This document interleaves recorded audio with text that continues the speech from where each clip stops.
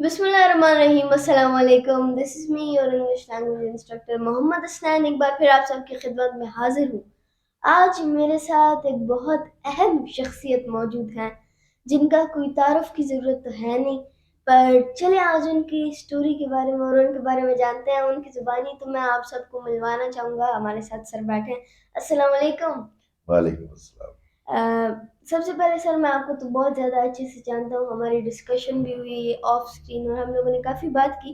मेरे व्यूअर्स के अंदर ज़्यादातर लोग तो आपको जानते हैं आपके ड्रामाज़ और आपके राइटिंग्स के लिहाज से, पर जो लोग नहीं जानते आप ज़रा अपना एक शॉर्ट सा तारुफ दीजिएगा।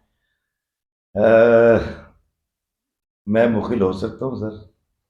ये वो डायलॉग है जिसने मुझे बड़ी जिला बख्शी परीजा ड्रामे से था। और वैसे ही मेरी पहचान है दोस्तों कि मैं वीलॉगिंग भी करता हूँ। और मेरे दो चार कलाम जिसको बड़ी इज्जत बख्शी आपने, जिसमें किसी बशर में हज़ार खामी है, अगर जो देखो तो चुप ही रहना। और एक है कि मैं लोगों से मोहब्बत में अनाएँ छोड़ देता हूँ, वफ़ाएँ याद रखता हूँ, जफ़ाएँ छोड़ देता हूँ। इसके अलावा नागन ड्रामा सीरियल जो था वो मैंने लिखा था। तो मैं राइटर भी हूँ, एक एक्टर भी हूँ। अभी वो जीवन नगर का जो करेक्टर है मेरा अभी ख़त्म हुआ है, जिसके अंदर राजा प्लस से इसको गोलियां मारी गई हैं। तो एक छोटा सा एक तारुफ है। सर आपकी तारुफ के बारे में तो हम जानते हैं, आपकी सारी स्टोरी के बारे में जानते हैं, बट आपके बचपने के बारे में ज़रा पूछें, क्योंकि मैं भी छोटा सा बच्चा हूँ। आपके बचपने के बारे में ज़रा पूछते हैं, बचपन ही से कोई ख्वाब था, बचपन ही से नज़रिया था कि नहीं बस बचपन में आम बच्चों की तरह बस एंजॉयमेंट के अंदर लगे रहते थे? नहीं, दरअसल मैं, क्योंकि मेरा अब्बा जी पहले स्केल के ना सॉर्टर थे, मतलब सॉर्टिंग करते थे डाक की जी ना, अलग अलग। तो पहला स्केल था उनका। मैट्रिक पास थे, फिर उन्होंने एफ ए किया, फिर उन्होंने बी ए किया, फिर वो असिस्टेंट स्टूडेंट रिटायर हुए। तो ए जी पी एन टी जो वहाँ लाहौर में है, वहाँ वो जॉब करते थे। तो हमारा जो बचपन था, मैं तो बड़ी ख्वाहिशें रखता था और बड़ा कुछ करना चाहता था, लेकिन मेरे बाप के पास पैसे ही नहीं थे। तो वो गुड्डी भी लूट के उड़ा लेनी। और उस टाइम पतंगबाजी हुआ करती थी।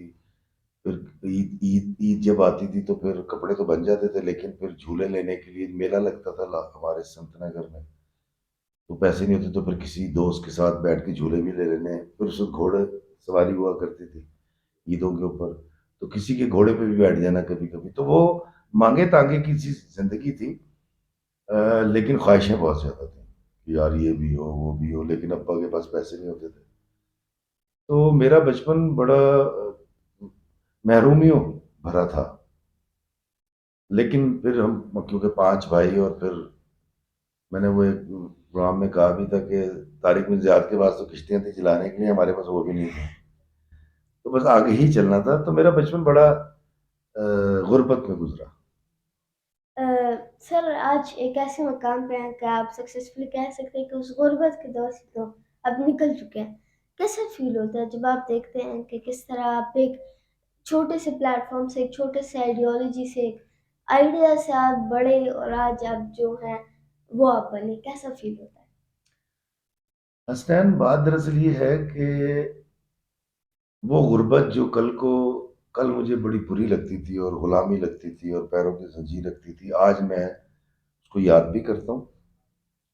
और उसके रोमांस को बड़ा मिस करता हूँ कि जब छोटी छोटी ख्वाहिशों के लिए पैसे जोड़ने, अम्मा से झूठ बोल के पैसे लेने, और जब उस टारगेट को अचीव कर लेना, वो जूता खरीदा हो या साइकिल ली हो या बैट खरीदा हो, तो फिर लोगों को दिखाना।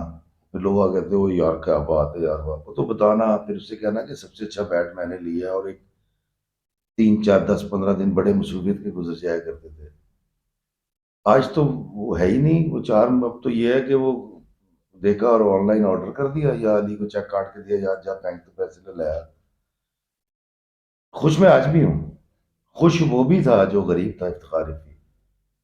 लेकिन मैं उस गुर्बत के रोमांस को हमेशा मिस करता हूँ, जो मेरे बच्चों के पास नहीं है। उन्हें आँख खोली तो वो गाड़ी पे थे।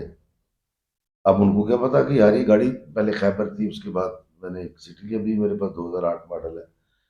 लेकिन वो बच्चे अब वो पबजी खेलते हैं, क्योंकि वो मोबाइल जो मैंने अब लिया है, मेरे पास तो बड़े अरसे तक 1100 मोबाइल था टॉर्च वाला। मेरे वो पैसे नहीं होते थे, कहाँ से लेता। शादी हो गई, میں تو بہت دیر میں مطلب 42 کی ایج میں نے پہلا لاکھ کمایا تھا. اب جس بندے نے 42 کی ایج میں پہلا لاکھ روپے کمایا اس کی ساری زندگی تو غربت میں گزر گئی. اب غربت میری دوست بن گئی ہے, غربت مجھے رہنا آ گیا ہے, تو میرے پاس آسودگی آ گئی, سیاپا بڑھ گیا. سر زندگی کے اندر بہت کچھ کری ہے اور زندگی کے اندر ہر ایک انسان خوش ہوتا ہے, بٹ کوئی ایسی ایک واحد چیز ہے, ایسا آپ کہہ سکتے ہیں ایکسپیرینس ہے کہ جس کے اوپر آپ پچھتاتے ہیں اور آپ کہتے ہیں کہ یہ غلطی ہے یا یہ ہم نے غلطی کی تھی, یہ ہم لوگ کیا کرتے میرا خیال ہے کہ شعور تو ابھی بھی نہیں ہے مجھے, لیکن جتنا کچھ بڑوں کے پاس بیٹھ کے, باپوں کے پاس بیٹھ کے اپنے والدین سے سیکھا, تو مجھے لگتا ہے کہ وہ وقت جو میں نے انسان دشمنی میں گزارا کسی بھی حوالے سے, بدلہ لینے میں گزارا, حالانکہ بدلہ نہیں لے سکا کبھی کسی سے, یا کڑ کے گزارا کہ اس نے یہ کہہ دیا, اس نے وہ سن لیا, اس نے بلایا نہیں, اس نے بٹھایا نہیں, اس نے کھلایا نہیں, اس نے بلاوا نہیں دیا, یہ بڑی چھوٹی لیول کی چیزیں تھیں. تو میں نے وہ جو ٹائم ضائع کر رکھا ہے نا, کیونکہ حسنین جو زندگی ہے نا, یہ براہ راست جو آپ کو دی ہے, جو مجھے دی ہے, اللہ نے دی ہے, اور یہ مالک کل کا سب سے بڑا تحفہ ہے. اور یہ زندگی ان ساری چیزوں سے مبرہ اور بہت بڑی ہے کہ جی مجھے گالی دے دی, مجھے تھپڑ مار دیا, میرے حق تلفی کر دی, مجھے نوکری سے نکلوا دیا, یا مجھے عزت نہیں دی, یہ بڑی چھوٹی سی بات ہے. تو میں جب ان چیزوں سے نکلا ہوں تو میں سوچتا ہوں یار, جب میں ان چیزوں میں, خرافات میں گھرا ہوا تھا کہ مجھے برا کہہ دیا, مجھے بلایا نہیں, میری تصویر نہیں بنوائی, شادی کے اوپر بلا کے کھانا نہیں دیا, تو بڑی چھوٹی چیزیں تھیں. وہ ٹائم میں نے ویسٹ کیا, اس کا مجھے افسوس ہوتا ہے.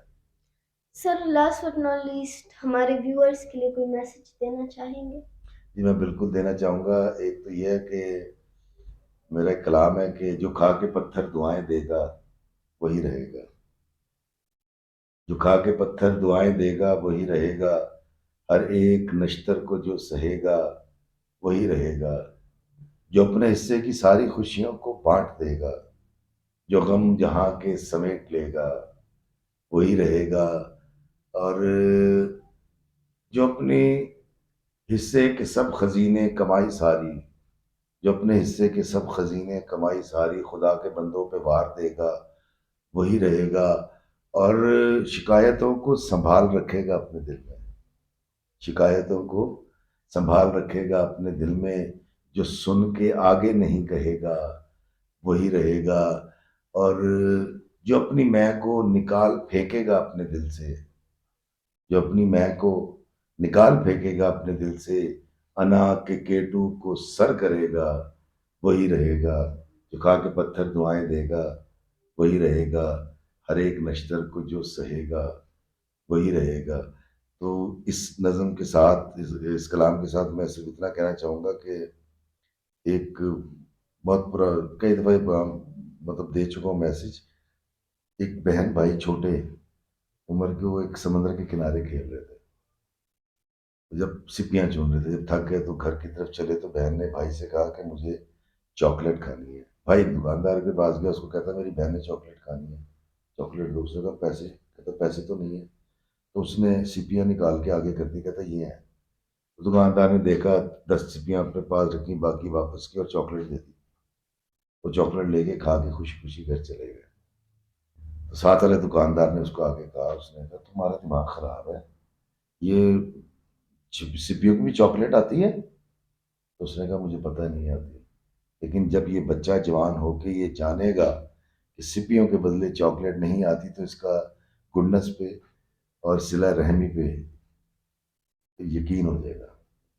تو میں آپ کے دیکھنے والوں سے کہوں گا کہ سپیوں کے بدلے چاکلیٹ دے دیا کریں. یہ چاکلیٹ اللہ تعالیٰ 700 گنا کر کے آپ ہی کو لوٹا دے گا. جی thank you so much for watching to everybody that's watching, and انشاءاللہ میں آپ سے ایک نئے پوڈ کاسٹ کے اندر, ایک نئے انٹرویو کے اندر یا ایک نئی ویڈیو کے اندر آپ سے ملاقات کروں گا. Until that time, thank you so much for watching and اللہ حافظ. اللہ حافظ.